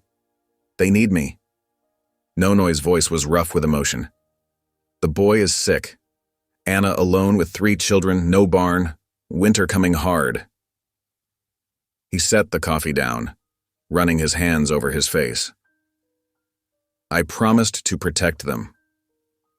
You're a good man, Nonoy. The truth will come out. Truth? Nonoy gave a bitter laugh that sounded strange coming from his usually gentle nature. Sheriff believes rich man's lies. I am nothing, just mountain man, no education, no proper ways. His shoulders slumped. How can I be father to those boys? A man without faith cannot lead sons. The preacher leaned forward. I've watched you these past weeks, Nonoy. Seen how you teach those boys with patience, how you work beside Anna with respect. That's what makes a father, not money or education. But now I fail them. Sitting useless in jail while they suffer? Nonoy's massive hands clenched into fists. Should have stopped those riders. Should have gotten yourself shot, leaving those children truly fatherless? Reverend Mills shook his head. The Lord works in his own time, son, have faith. Nonoy turned to stare out the tiny window at the falling snow. Anna's faith is stronger than mine. She carries so much alone. Then trust in her strength while you're here. And trust in God's plan for your family. Miles away at the homestead, Anna sat beside Daniel's bed, watching each labored breath. The boy's face was flushed with fever, his dark hair plastered to his forehead with a sweat, despite the room's chill. She wrung out another cool cloth and placed it gently on his brow. Mama? Samuel appeared at her elbow, his young face pinched with worry. Is Daniel going to die like Dad did? Anna pulled her middle son close, pressing a kiss to his temple. No, sweetheart. We're praying hard, and God is listening. She hoped her voice sounded more confident than she felt. Through the long night, she prayed without ceasing, her whispered words a constant stream of desperation and hope. The cabin grew colder as the fire burned low, but she didn't leave Daniel's side to add more wood. When the first gray light of dawn crept through the windows, Anna straightened her shoulders. They couldn't go on like this. Daniel needed medicine, and Nonoy needed justice. She would have to fight for both. Samuel, Jacob, she called softly. Her older boys stumbled from their bed, heavy-eyed with sleep. We're going to town. Bundle up warm. While they dressed, Anna hitched their remaining horse to the wagon, her fingers clumsy with cold. The animal's breath steamed in the frigid air as she loaded blankets and straw into the bed to keep Daniel warm. The ride to town was brutal. Wind whipped snow into their faces despite the canvas cover. Anna held Daniel wrapped in quilts while Samuel handled the reins.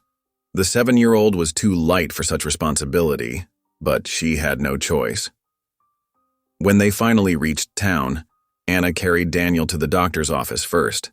The physician frowned over the boy's congested lungs but offered little help beyond a bitter-smelling tonic. At the jail, Sheriff Dobbs barely looked up from his desk when she entered. Ma'am, nothing's changed since yesterday. Your husband stays locked up until trial. He's innocent, Anna insisted, stepping closer. You know Silas Boone is behind this. We saw his rider. You saw shadows in a snowstorm. Dobbs cut her off. I've got 3 respected ranchers swearing Hart set that fire himself. Insurance fraud's a serious crime. We don't even have insurance. Anna's voice rose in frustration. Please, my son is sick. We need Nonoy home. The sheriff's face hardened. Should have thought about your children before taking up with a mountain man of questionable character. Now, I've got work to do. Anna's hands trembled as she left the jail. Tears of anger and exhaustion threatened to spill, but she blinked them back. Her children needed her strong. As she walked back to the wagon, a familiar figure stepped from the shadows between buildings. Gray Elk's weathered face was grave as he gestured her aside. The cattleman moves against your family like storm cloud over mountain, he said quietly. But truth is like sunrise. cannot be hidden forever. Can you help us? Anna asked. Nonoi said something about old promises, treaties. Gray Elk nodded slowly. Your land holds ancient hunting trails. Boone wants to fence them. Break treaty with my people. Your husband's father swore to protect access. His dark eyes met hers steadily. I will speak this truth to Judge. Tell how Boone threatens both Ute and settler who stand in his way. Relief washed over Anna. Thank you, she whispered. When is the trial? 3 days. I will bring others who have seen Boone's real nature. He touched her arm lightly. Have courage, woman of strong heart. You do not stand alone. The ride home seemed longer, the cold deeper. Daniel's breathing grew more labored as evening approached. Anna's other sons huddled close, trying to share their warmth. When they finally reached the cabin, Anna built up the fire and settled Daniel in bed. The tonic seemed to ease his coughing slightly, but his fever still raged. She sent Samuel and Jacob to their own bed, promising tomorrow would bring better news. Only then, in the quiet darkness, did Anna allow her tears to fall. She knelt beside Daniel's bed, one hand on his chest to feel each struggling breath. Please, she prayed, her voice breaking. Please, Lord, don't take another loved one from me. Don't let them destroy this family we're building. I need your strength now, we all do. Her prayers continued through the night, sometimes whispered, sometimes silent, but constant as her fear and hope battled in the darkness. In his cold cell, Nonoi stood at the window, watching snow fall endlessly from the night sky. His large hands gripped the iron bars as he thought of Anna facing this night alone. He could almost see her kneeling beside their son's bed, praying with the quiet strength that had drawn him from the first. Anna, he whispered, his breath frosting in the air. The name held all his fears, all his hopes, all his love for the family he desperately wanted to protect. Anna! The snow continued falling, covering both homestead and town in its silent blanket, while a family separated by iron bars and bitter schemes held on to faith in the long hours before dawn. The faint light of dawn crept across the snow-covered valley as Anna stood in her doorway, watching her breath mist in the frigid air. Her eldest son, Jacob, had already hitched their remaining horse to the wagon while Samuel bundled Daniel in every quilt they owned. The sick boy's breathing remained shallow and ragged, each cough tearing at Anna's heart. Careful now, she whispered, as Jacob and Samuel helped carry their brother to the wagon. They'd lined the bed with fresh straw and blankets, creating a nest of warmth against the bitter morning cold. Daniel whimpered as they settled him, his face flushed with fever. The wagon wheels creaked as they set out, the sound echoing across the empty landscape. Anna held Daniel close while Jacob handled the reins. Though only 11, her eldest had grown so capable these past weeks. Sometimes she caught glimpses of the man he would become, and it made her heart ache with pride and worry. The 7-mile journey into town seemed endless. Wind cut through their clothes despite the wagon's canvas cover, and Daniel's coughing grew worse with each jolt of the rough road. Anna prayed continuously, her lips moving silently as she stroked her son's burning forehead. When they finally reached Dr. Reed's office, the sun had barely cleared the mountains. Anna carried Daniel inside, her arms trembling from cold and fear. The waiting room was empty except for a half-asleep clerk who pointed them toward the doctor's private office. Dr. Reed looked up from his desk, his face drawn with fatigue. Mrs. Hart, I was about to head home after a long night with Mrs. Peterson's twins. Please, Anna said, stepping forward. Daniel's fever won't break. His breathing gets worse by the hour. The doctor examined Daniel with gentle hands, listening to his congested lungs. His frown deepened as the boy struggled for air. Looks like pneumonia setting in? Unfortunately, my supplies are limited until the next wagon train arrives. But surely you have something? Anna's voice cracked. Any medicine at all? Dr. Reed shook his head. I used my last bottle of laudanum on the Peterson babies. The winter storms have delayed all shipments from Denver. He wouldn't meet her eyes. I'm sorry, Mrs. Hart. Keep him warm, try steam treatments. A soft knock interrupted them. A young Native American woman stood in the doorway, her dark eyes taking in the scene. She couldn't have been more than 16, but she carried herself with quiet confidence. "I am Mourning Dove," she said in clear English. "Gray Elk's granddaughter, he sent me to help." Anna recognized Gray Elk's name from his promise to help Nonoi. The girl carried a leather pouch that gave off a pungent, herbal smell. Dr. Reed straightened. "Now see here, I can't allow unauthorized—" "My people have treated winter fever for generations," Mourning Dove said calmly. "We know which plants draw out sickness." She looked at Anna. "I can help your son breathe easier." Anna hesitated, looking between the frustrated doctor and the earnest young woman. Daniel's wheezing seemed to grow louder in the silence. What choice did she really have? "What would you use?" she asked softly. Mourning Dove opened her pouch, revealing dried leaves and roots. "A poultice of mullein and pine resin with yarrow to break the fever. These plants grow in our valleys, given by the Creator for healing." Anna touched Daniel's hot forehead. Her Amish upbringing had taught her to be wary of outside ways, but hadn't God created all things for good purpose? She took a deep breath. "Show me how to help my son." Mourning Dove's smile was gentle as she began laying out her medicines. Dr. Reed watched with barely concealed skepticism as she mixed the herbs with hot water, explaining each step to Anna in her soft voice. The poultice smelled strongly of pine and something deeper, earthier. Mourning Dove showed Anna how to spread it on cloth and bind it to Daniel's chest. "Keep this warm and replace it every few hours. The steam will help him breathe." "Thank you," Anna whispered, cradling her son. Already his breathing seemed less labored, though that might have been her imagination. "I will bring more tomorrow," Mourning Dove promised. "The Creator's gifts are meant to be shared." The ride home was easier, hope lending warmth to the cold air. Anna mixed the herbs as instructed, filling the cabin with aromatic steam. Through the long afternoon, she tended the fire and changed the poultice, watching Daniel's face for any sign of improvement. As evening approached, his breathing grew steadier. The harsh rattle in his chest softened. When she touched his forehead, the burning heat had lessened slightly.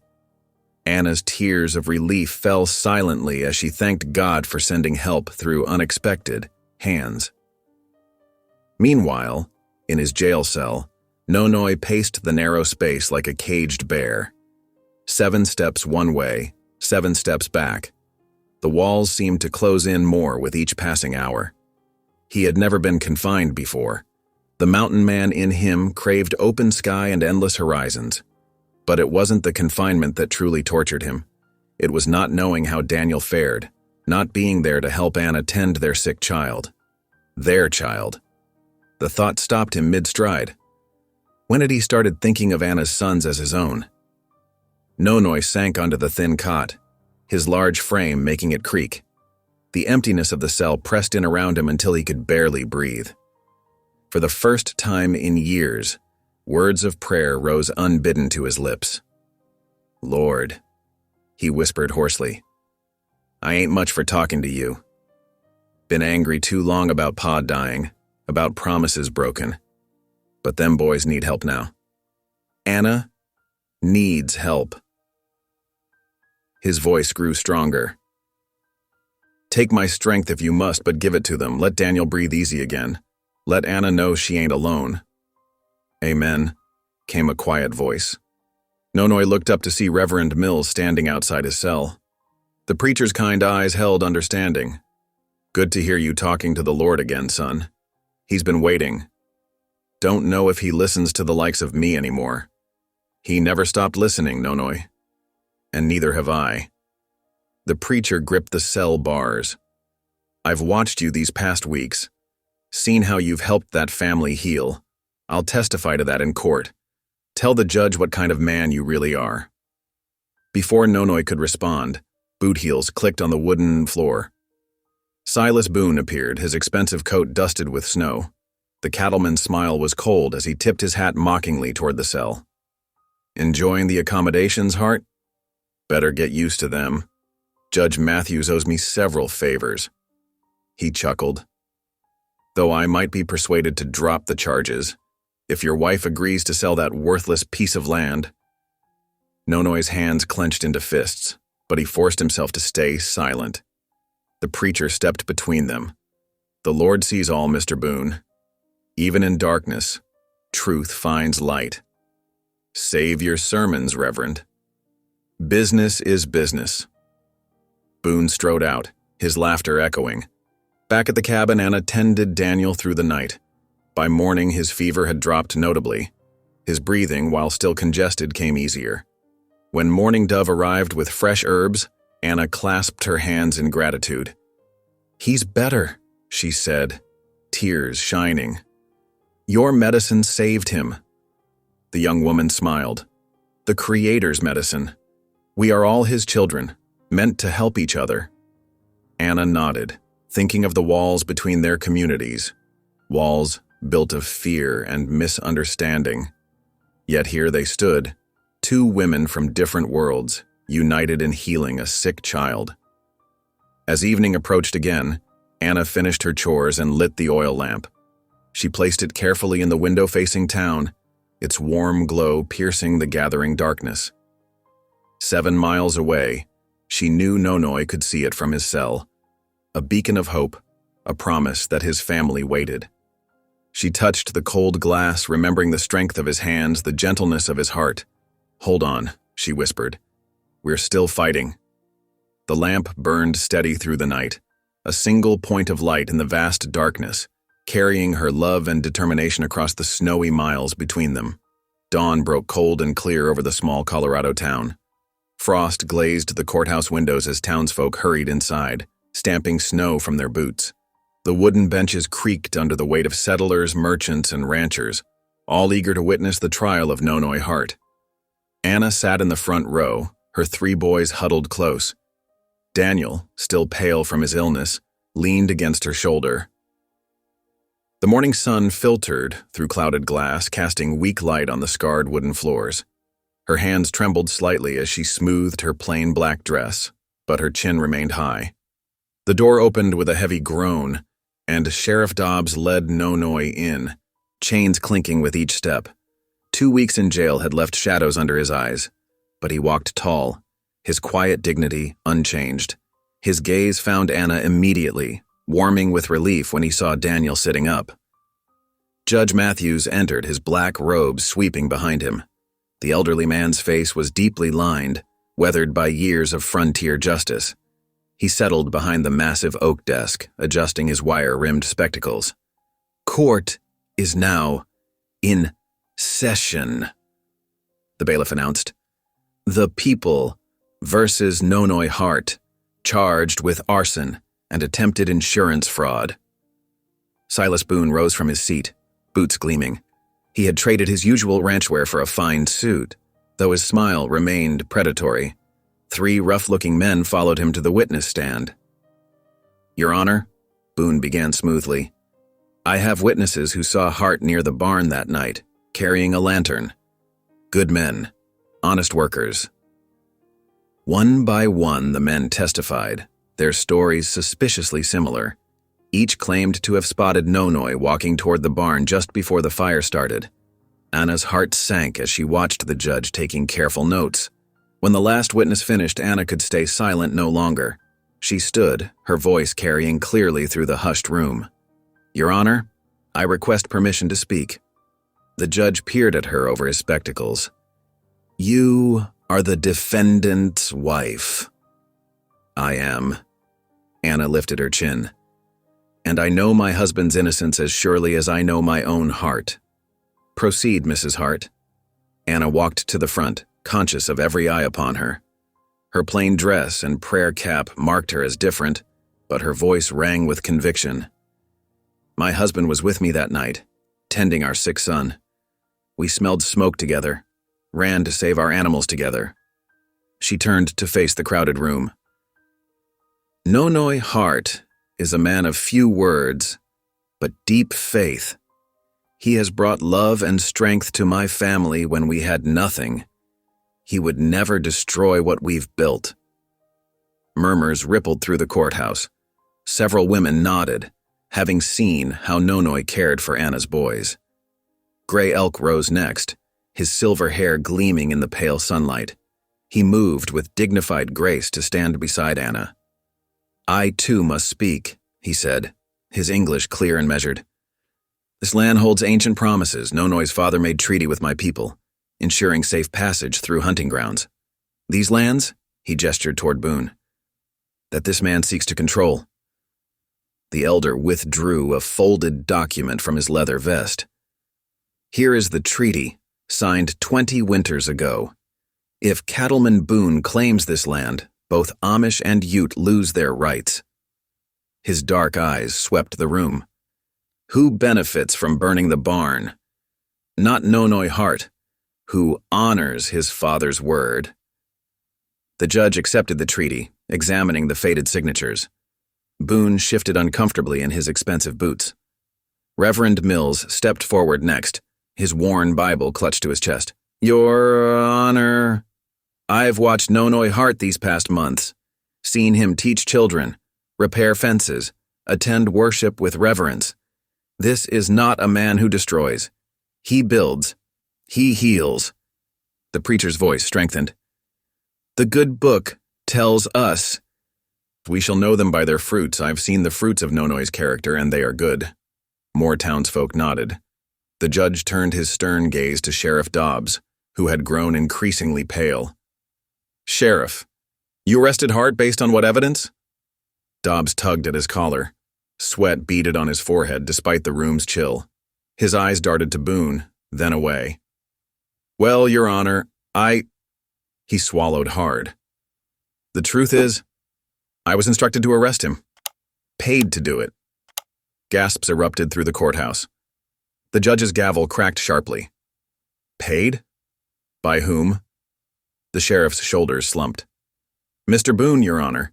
He's been supplementing my salary for certain favors." The room exploded in shocked whispers. Anna pressed her hands to her mouth, tears threatening. The judge's face darkened like a thundercloud. "Mr. Boone, approach the bench." The cattleman's arrogant smile had vanished. He stepped forward stiffly. "Your Honor, these accusations are—" "Silence!" The judge's voice cut like a whip.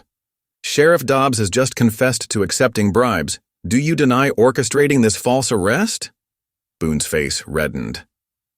"Business requires certain arrangements. Justice requires truth." The judge stood, his authority filling the room. "I find no evidence against Nonoi Hart. The charges are dismissed." He pointed at Boone.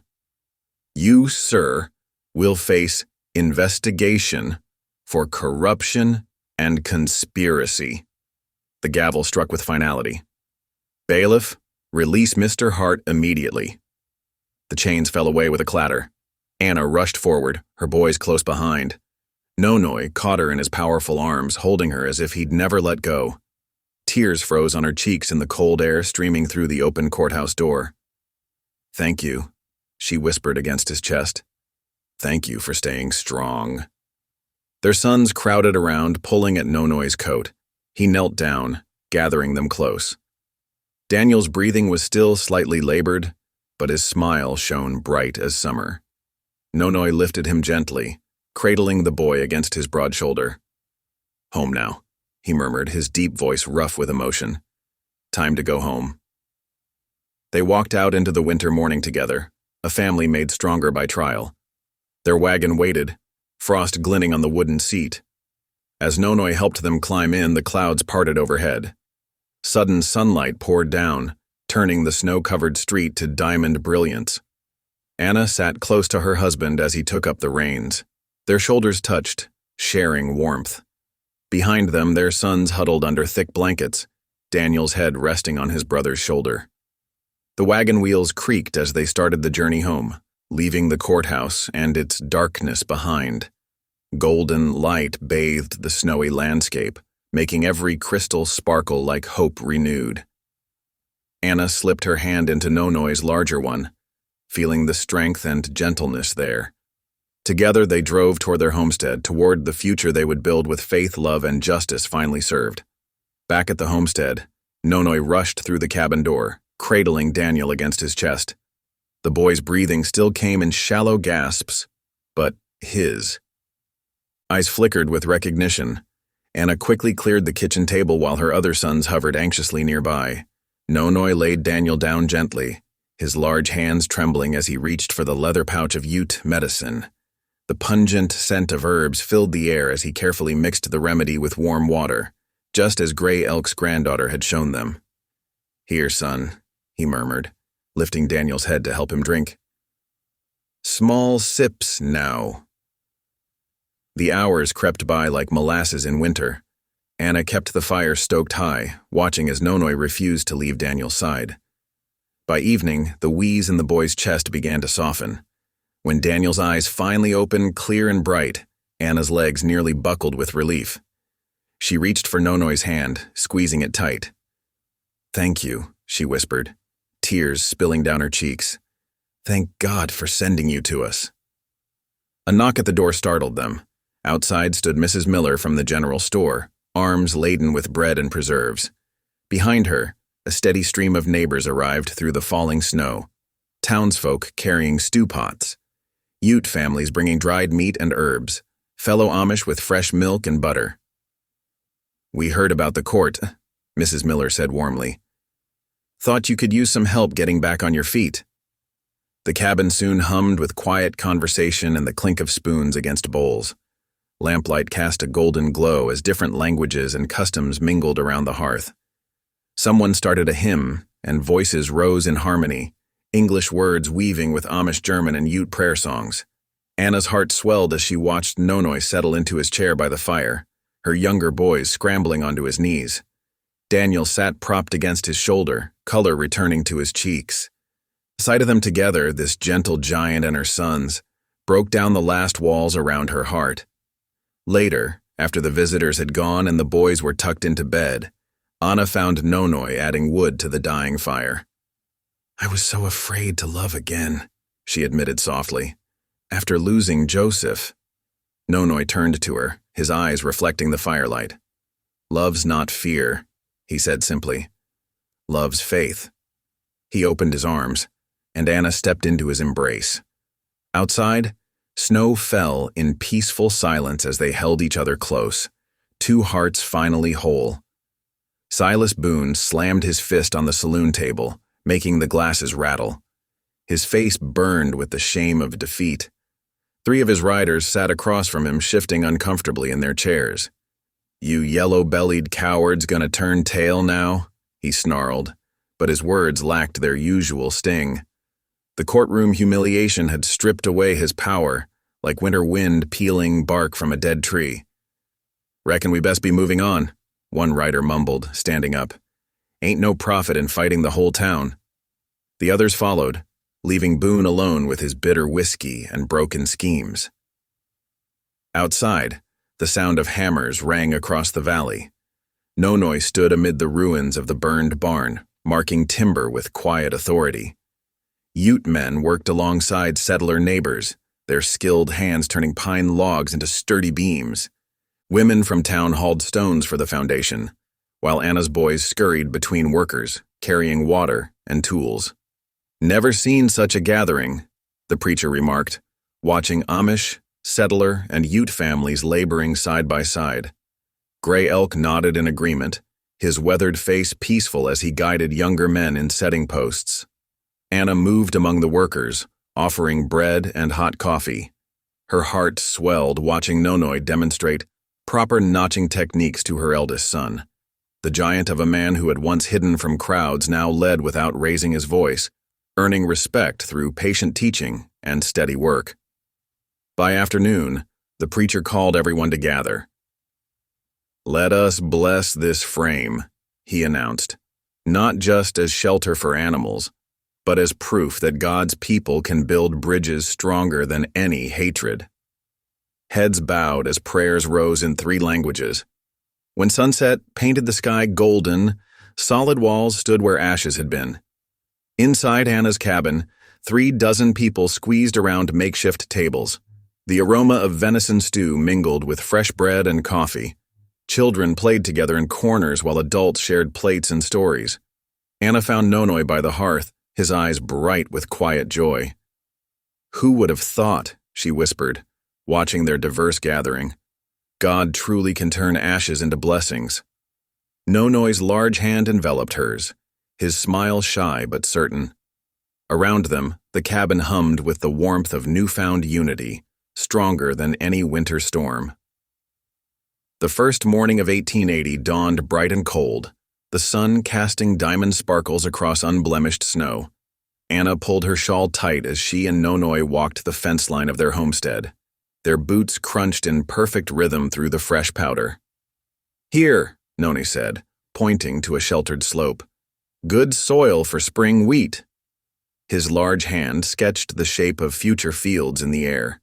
Anna nodded, already imagining green shoots pushing through thawed earth.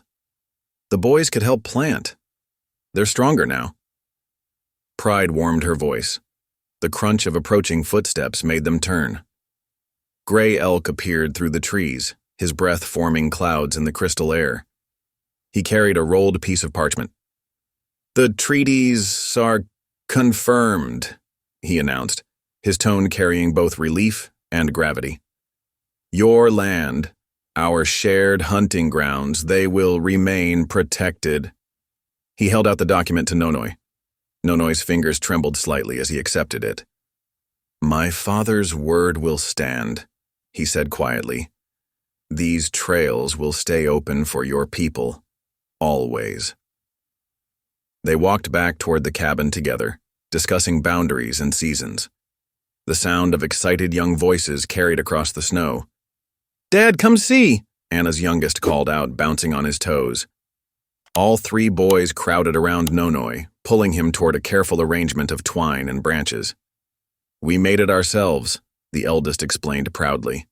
"Just like you showed us." Anna's heart swelled as she watched Nonoi inspect their handmade trapline, praising their knots and placement. His patient teachings had taken root in their eager minds.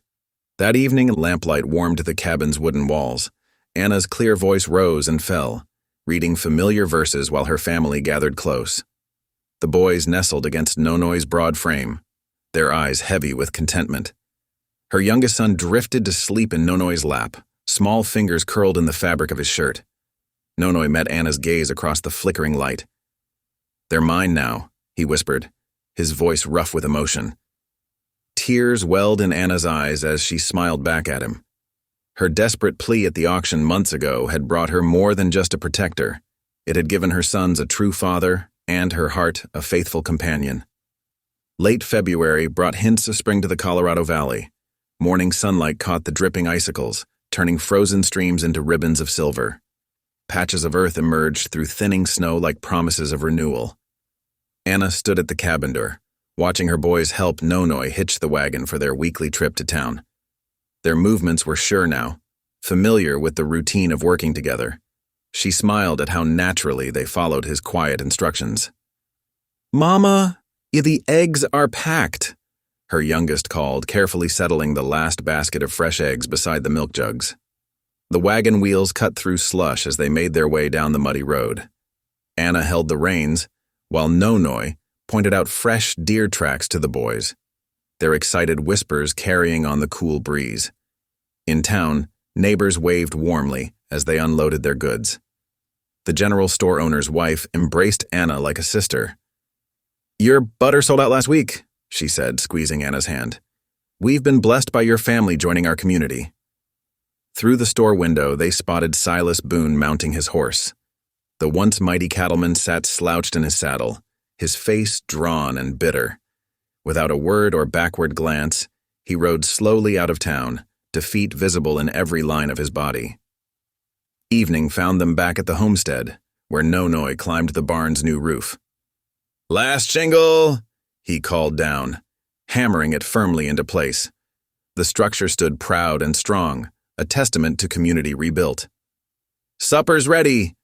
Anna's voice carried across the yard.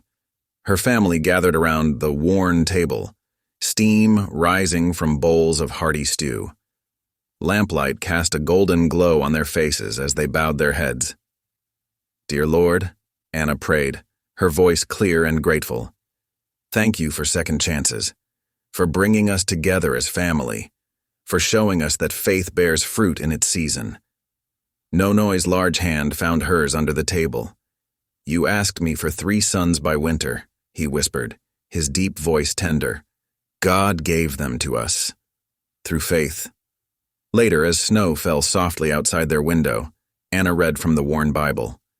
Her boys nestled against Nonoy's broad shoulders, their breathing deep and peaceful in sleep. The lamp's gentle light wrapped them all in its warm embrace. A picture of promise fulfilled. Thank you for listening. Stories connect us in the most unexpected ways. If you felt that spark today, make sure you're subscribed.